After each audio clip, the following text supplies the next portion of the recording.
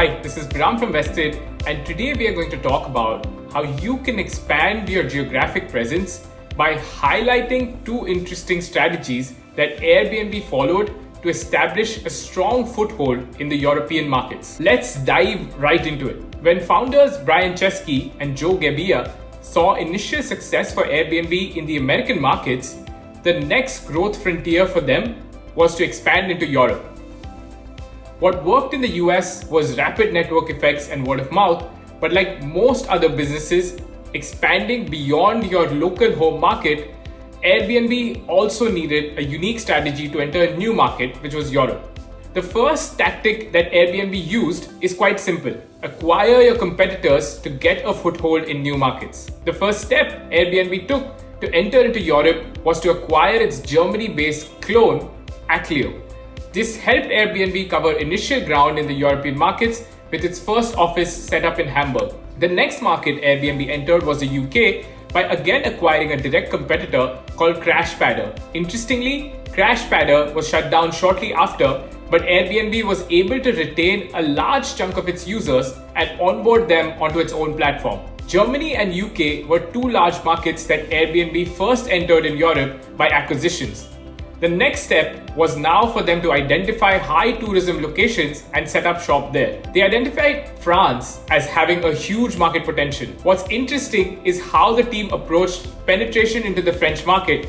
This brings us to the second tactic that Airbnb used, which was to build human connections and A/B test when you're uncertain. In the French market, Airbnb wasn't sure whether to reach users through Facebook ads or to actually physically visit the communities and interact with them to build relationships. So first what they did was they set up ads on Facebook, which was the easy part, and also something that they could keep doing in the long run. But they didn't know whether it was sustainable to keep spending on these ads or whether it would actually build trust for the brand in a new market.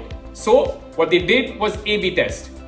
After setting up advertisements directed at homeowners in France, the team actually visited high tourism locations at the same time and engaged local communities with parties, information sessions, booths, and flyers all across town.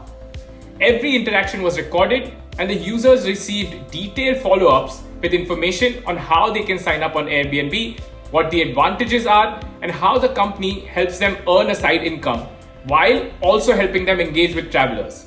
What followed was an interesting insight. The cost per acquisition was actually 5 times better for the second strategy, where the team actually interacted with the users in France versus just purely setting up cold advertisements on Facebook. Once launched with a human presence, the company has seen the market grow 2 times faster just organically. Today, France is Airbnb's second largest host market in the world, while also being the second largest in terms of revenue. So, Airbnb picked a strategy that didn't seem sustainable in the long run at first, but looking back, building human connections drove organic growth for the company and was in fact more sustainable in the long run as they got more and more revenue from these customers. In conclusion, Airbnb's Europe expansion was driven by two key strategies which you can also apply to your business. The first is acquiring competitors to get ahead in new markets, and the second is building human connections in these new markets, which in turn fuel organic growth in the long run. That's it for today. Stay tuned for more. Thanks for watching. If you like our content, subscribe to our channel and hit the bell icon to get regular updates.